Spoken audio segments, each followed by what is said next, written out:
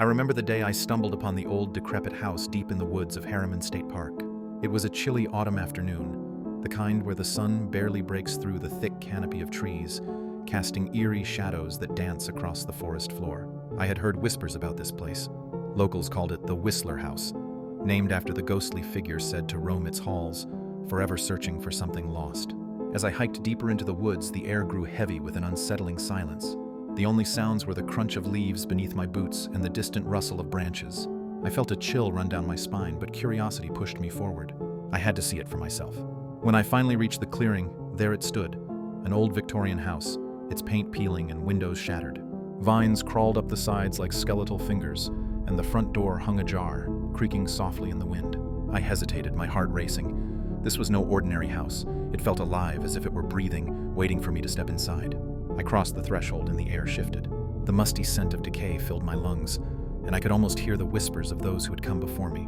The floorboards groaned under my weight, and I felt a presence, something watching from the shadows. I called out, half expecting a response, but only silence answered. As I explored the dimly lit rooms, I stumbled upon a dusty old photograph. It was a family portrait, their faces frozen in time, but one figure stood out, a woman in a white dress, her eyes hollow and haunting. I felt a chill as I realized she resembled the ghostly figure described in the legends. The Whistler House was not just a story. It was a place steeped in tragedy. I pressed on, drawn to the attic, where the air grew colder. The stairs creaked ominously as I ascended, and I could hear a faint sound, a soft whistling, like a lullaby carried by the wind. My heart raced as I reached the top, and there, in the dim light, I saw her. The woman from the photograph standing by a broken window, her gaze fixed on the forest outside. I froze, unable to move.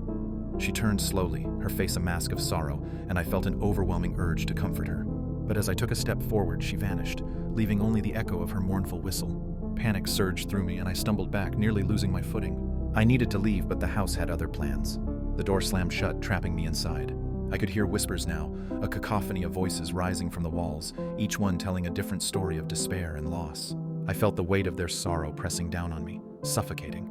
In a frenzy, I searched for another way out, but the house twisted and turned, leading me deeper into its dark heart. I found myself in a room filled with old toys, their eyes staring blankly at me. A child's laughter echoed, chilling me to the bone. I turned to leave, but the door had vanished, replaced by a wall of shadows. Desperation clawed at me as I stumbled back, and that's when I saw it.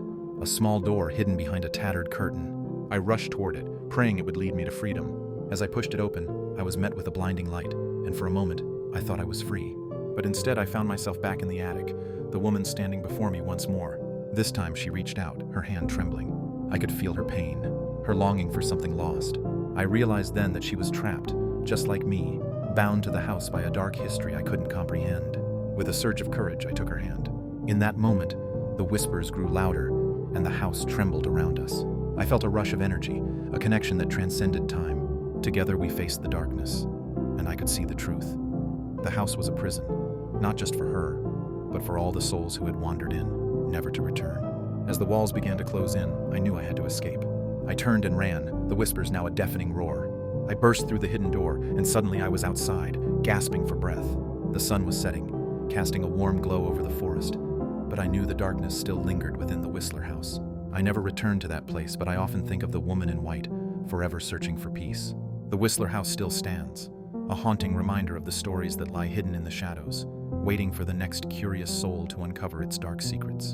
And as I walk through the woods, I can still hear her whistle, a chilling melody that echoes through the trees, calling out to those brave enough to listen.